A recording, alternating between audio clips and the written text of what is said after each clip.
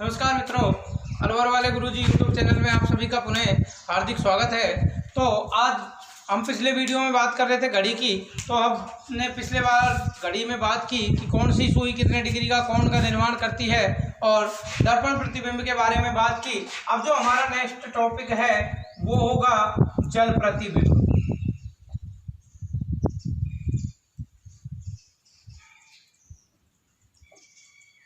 जल प्रतिबिंब में समय ज्ञात करना।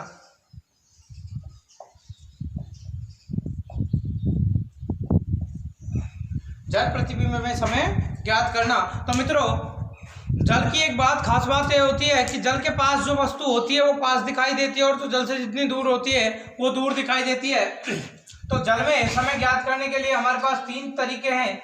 एक तो है 6:30 का, दूसरा होता है 18:30 का और तीसरा होता है हमारे पास 30:30 का। अगर कोई समय 6:30 से कम है तो उसको 6:30 में से घटाकर समय प्राप्त करेंगे। अगर कोई समय 18:30 से कम का है तो उससे 18:30 में से घटाकर प्राप्त करेंगे और अगर कोई समय 18:30 से अधिक का है तो उसको फिर 30:30 में से घटाकर समय प्राप्त करेंगे। देखो, जल प्रतिबिंब में मित्रों एक समस्या आती है कि अगर मिनट हमारी 30 से अधिक आ जाए तो फिर कैसे घटाएंगे। तो फिर हमें क्या है कि 1 घंटा इधर से उधार लेना पड़ेगा और इधर उसको मिनट में कन्वर्ट करना पड़ेगा। कहीं आप ऐसे मत कर देना कि एक उधार लिया और इसको हमने 6:31 कर दिया। मान भाव ऐसे तो गलत हो जाएगा। जब हम 1 घंटा उधार ले रहे हैं, ये घंटे हैं और ये मिनट है, जब घंटे को उधार लेकर मिनट में कन्वर्ट कर रहे हैं तो 1 घंटे में 60 मिनट कन्वर्ट होती हैं। तो फिर वहां पर 60 ऐड होगा। तो इसको हम, अगर मिनट 30 से अधिक है तो इसको हम 5:90 में से घटाएंगे, इसको हम 17:90 में से घटाएंगे और इसको हम 29:90 में से घटाकर हमारा आंसर प्राप्त करेंगे। तो ये चीजें थोड़ी इंपॉर्टेंट है, इनको ध्यान रखें। तो अब हम चलते हैं एग्जाम्पल की ओर। अब देखिए, यदि किसी घड़ी का वास्तविक समय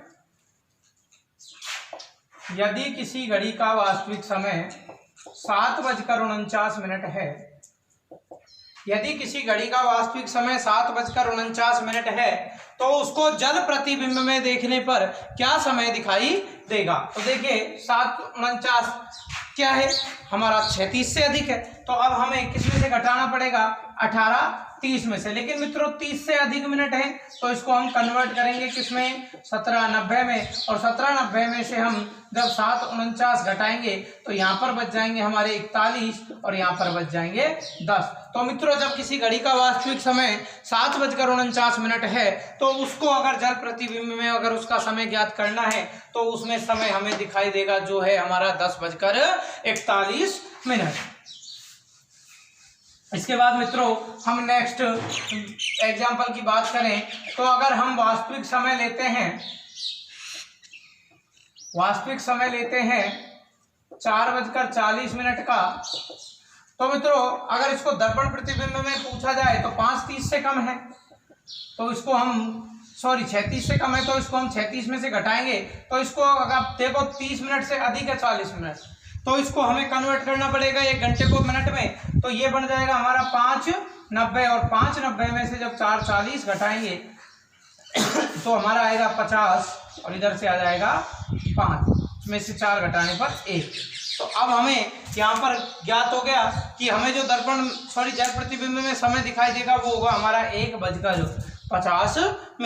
अब मित्रों हम नेक्स्ट एग्जाम्पल की यहाँ से बात करें तो देखिए, अगर हम वास्तविक समय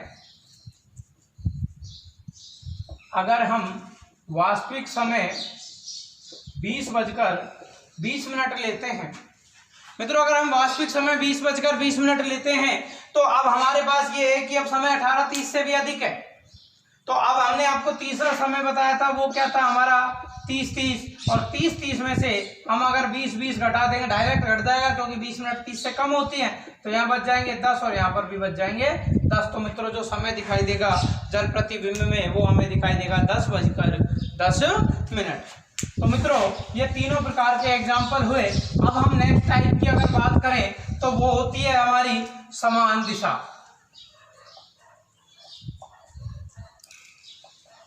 समान दिशा। तो मित्रों जब हम समान दिशा की बात करते हैं तो देखिए समान दिशा का अर्थ होता है कि जब घड़ी की दोनों सुइयां एक ही बिंदु पर स्थित हों तो वह स्थिति समान दिशा कहलाती है। अर्थात सुई के ऊपर सुई का होना समान स्थिति को, समान दिशा को प्रदर्शित करता है। और मित्रों एग्जाम में कई बार ये अलग अलग नामों से दिखाई देती है, तो आप यहाँ से जब देखेंगे कि ये किन किन अलग नामों से दिखाई देती है तो आप एक चीज़ का ध्यान रखिए कि ये जो नाम है ये बहुत सारे नाम हैं। तो आप देखिए इसको हम बोलते हैं 0 degree, 0 degree, 360 degree, 0 degree, 360 degree. उसके अलावा इसका अन्य नाम हो गया समान दिशा,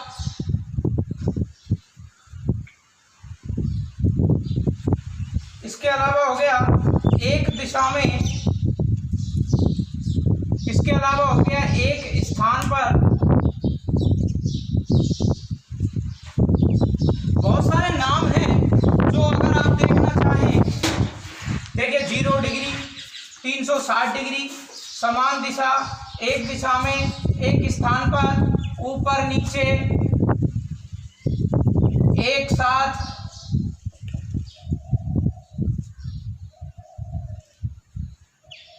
तो ये बहुत सारे नाम हैं। आपको एग्जाम्पल में कोई सा भी नाम वह दे सकता है, क्योंकि जब इतने सारे नाम हैं तो सीधी सी बात है कि वो आपको सीधी सीधी समान दिशा नहीं पूछेगा, कोई सा भी नाम पूछ सकता है और सारी चीजें एक ही हैं, वो है कौन सी, समान दिशा।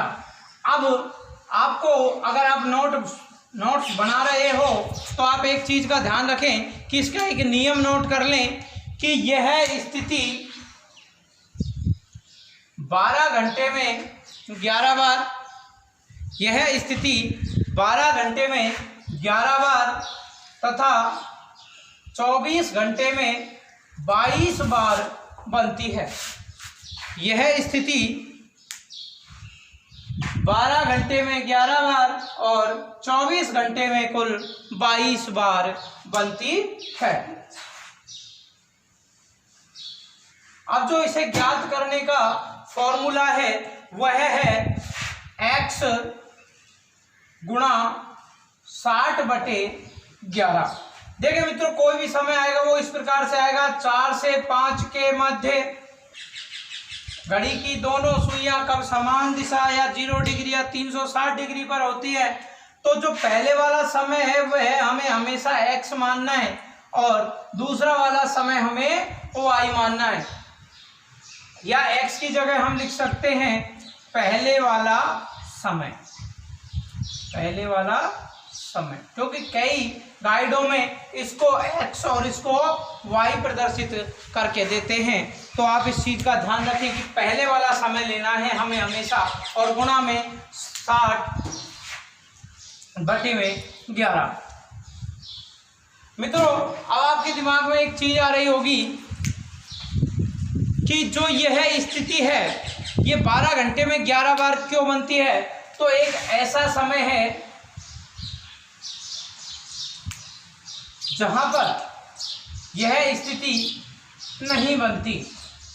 आप करके देख लेना, x की जगह 12 से 1 वाले समय में तो आप देखेंगे कि 12 गुणा 312 से 1 वाली जो स्थिति है इसमें यह स्थिति नहीं बनती। देखिए पहले वाला समय लिया गुणा में 60/11 तो 720/11। तो मित्रों अब यहाँ पर भाग देंगे तो 11 6 66, कितने बच गए, 6 बच गए, 11 5 55, कितने बच गए, 5/11। तो ये समय आएगा हमारा 12:65 सही 5/11 मिनट, जिसको हम बोल सकते हैं 1:05। तो मित्रों बताओ कहाँ पर ये 12 से 1 के मध्य बन रही है क्या नहीं बन रही है, तो 1 से भी अधिक जा रही है, इसलिए 12 से 1 बजे का जो समय है उसके मध्य यह स्थिति नहीं बनती, इसलिए यह 12 घंटे में 11 बार और कुल 24 घंटे में 22 बार बनती है। अब देखिए मित्रों हम एग्जाम्पल लेते हैं कि 8 से 9 बजे के मध्य 8 से 9 बजे के मध्य समान दिशा की स्थिति कब बनती है? कब बनती है? तो हमारा जो फॉर्मूला है वो है x गुणा 60/11। तो x का समय हो गया 8 और y का मान हो गया 9। तो x की जगह हम रख देंगे 8 गुणा 60/11। तो मित्रों यहाँ से अगर हम इसको गुणा करें तो गुणा करिए 8 की 48, 480/11 भाग दीजिए 11 चौका 44, कितने बच गए 4 और 11 × 33, कितने बच गए 7/11। तो मित्रों हम कह सकते हैं कि 8:43 सही 7/11 पर घड़ी की दोनों सुइयां समान दिशा की स्थिति में होती है। अब आपको एक बार एक आंसर आपको एग्जाम्पल के थ्रू समझा दिया जाए तो 12, 6, 1, 2, 3, 4, 5, 7, 8, 9, 10 और 11। अब देखिए मित्रों 8:43 लगभग 44 हो गए। तो 45 पर 9 पर होती है मिनट वाली सुई, तो लगभग यहां होगी, लगभग यहां होगी। यहां कौन सी सुई होगी? मिनट वाली। अब देखिए सॉरी यहां पर हमारी कौन सी आएगी? मिनट वाली आ गई। और इसके बाद देखिए 8:44 हो रहे हैं लगभग। तो 8 बजे यहाँ रहेगी, 8:30 यहाँ रहेगी और 9:45 बजे लगभग हमारी जो सुई है वो यहीं पर रहेगी। तो यहीं पर हमारी कौन सी सुई आ गई? घंटे वाली। तो आप देख सकते हैं कि दोनों घड़ी की सुइयां एक ही स्थान पर स्थित हैं। तो आप इस चीज का विशेष ध्यान रखें कि आपको बस फॉर्मूले याद करने, घड़ी में कुछ नहीं है। अगर फॉर्मूले याद हैं तो पूरी घड़ी याद है। अब यहां से आप देखिए अगला एग्जाम्पल 3 से 4 बजे के मध्य, 3 से 4 बजे के मध्य। तो फॉर्मूला है हमारा x गुणा 60/11। अब आप यहां पर देखेंगे कि x का मान 3 गुणा 60/11। तो गुणा करिए 180/11। तो मित्रों भाग दीजिए 11 एकम 11, कितने बच गए 7 और 11 6 66, कितने बचे 4/11। तो हम कह सकते हैं कि 3:16 सही 4/11 पर घड़ी की दोनों सुइयां किस स्थिति में होंगी? समान स्थिति में होंगी। 0 डिग्री वाली स्थिति में होंगी, 360 डिग्री वाली स्थिति में होती है। अब एक एग्जांपल और देखते हैं 2 से 3 के मध्य। 2 से 3 के मध्य। तो 2 से 3 के मध्य हम x की जगह 2 ले लेंगे गुणा 60/11 गुणा करिए 120/11। तो मित्रों अब भाग दोगे तो कई महानुभाव क्या करते हैं 11 एकम 11 और यहाँ पर 10 बच गए तो 1 सही 10/11 गलत है। अरे सीधा दिख रहा है 110 तक 11 का भाग 10 बार जाता है। तो 11 एकम 11, 1 बचा भाग टूटा की 0 और यहाँ पर कितने बच गए? तो 10/11। तो मित्रों 2:10 सही 10/11 पर घड़ी की दोनों सुइयां समान दिशा वाली स्थिति में होती है। तो मित्रों आज की वीडियो में इतना ही। कुछ टेक्निकल इश्यूज की वजह से आज लंबी वीडियो नहीं बना पाए। तो आप सभी से निवेदन है कि इस चैनल को लाइक शेयर और सब्सक्राइब करें। जितना अधिक हो सके इसको शेयर करें लोगों से, दोस्तों से, इस पर अपनी प्रतिक्रियाएं जानें और इसको सब्सक्राइब करवाएं। धन्यवाद।